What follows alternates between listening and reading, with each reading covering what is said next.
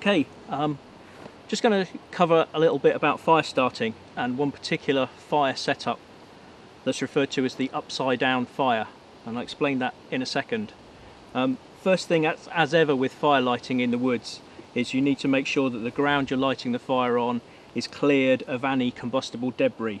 So just moving a top layer of leaves, as many people do, is fine, but you really do need to get down to the point where you can see good clear soil and you don't have any fine peaty residue material, because that's how the forest fires start. So the premise of the upside down fire is that you start with your thickest materials on a base layer on the ground, and then you select increasingly small or decreasing in size timbers for your fire, working from the base level upwards.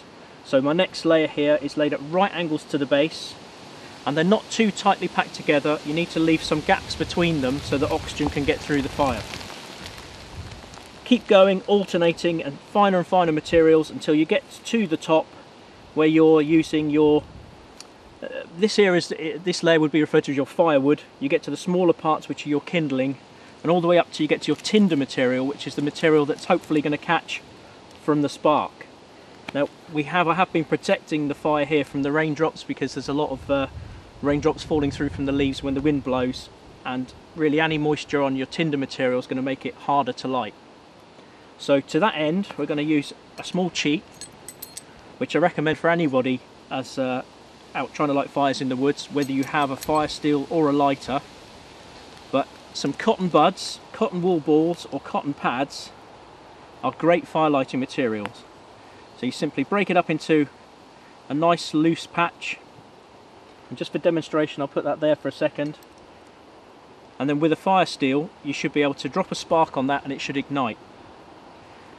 I'm going to show you how not to do it first. I won't actually strike, but what many people do is they hold the fire steel steady and strike away with the striker, and all that they will tend to do is knock their tinder or move their tinder.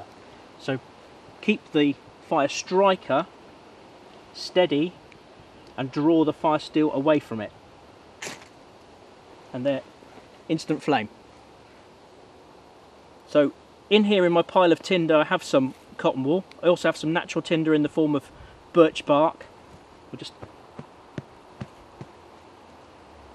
pack that out and add it to our pile, and we'll try and get this lit.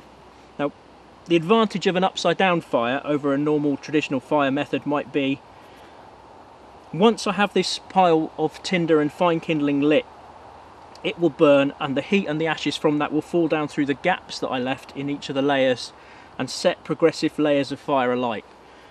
What the advantage is that I don't have to stand here and constantly feed new material on the fire. Once this is lit, it is self-sustaining for a period. You only need to manage it until the point where you have a sustaining fire on top. I don't recommend you leave your fire whilst you go off and do other things. If you've got a fire lit, you need to be there with it and managing it. But this does allow you, at least whilst you're in the immediate vicinity, to start preparing other bits, getting your pots ready for cooking, etc. So if you're in the woods on your own, or perhaps you've a limited number of adults to assist you, this is a good way of lighting a fire that allows you the time to do other camp chores whilst the fire is establishing. So let's see if we can have as much success with the actual fire as we did with the cotton bud.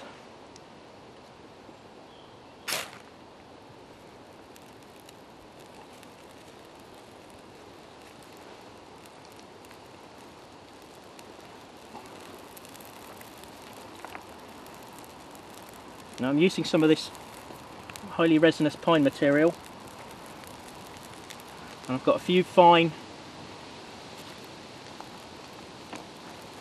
twigs from dead standing wood. It's important to always use as dry as possible material to get the fire established.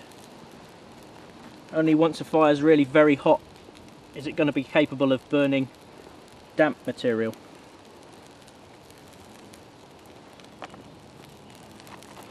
To aid this getting going, I'm going to use a few bits of the pine resin, which as they melt will hopefully help us sustain a flame.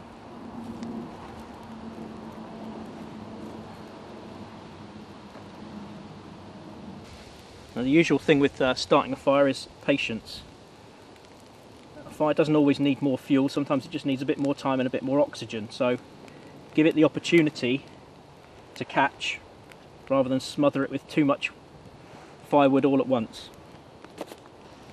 Okay, now I can sort of see that the second layer is starting to char, so I'm fairly comfortable now that I'm going to get an established fire. And to help with those coals, as I spoke earlier, I'm going to add a couple of pine cones.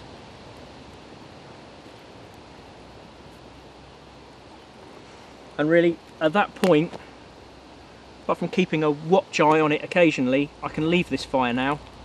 It will gradually burn down. As it burns and sets fire to the progressive layers, more heat will be given off and the fire will establish and become to the point where it'll be safe to cook on. Well, one little aside that some people wonder, why does the smoke always seem to blow towards you? There is a reason for that. Your body creates a wall which will reflect heat, so the air immediately in front of you becomes warmer than the surrounding air where it dissipates. That warm air rises, causing a sort of chimney effect, which will draw the flame but also draws the smoke. So it's not just that you're unlucky. If one person sits near a fire, the smoke will tend to come towards them.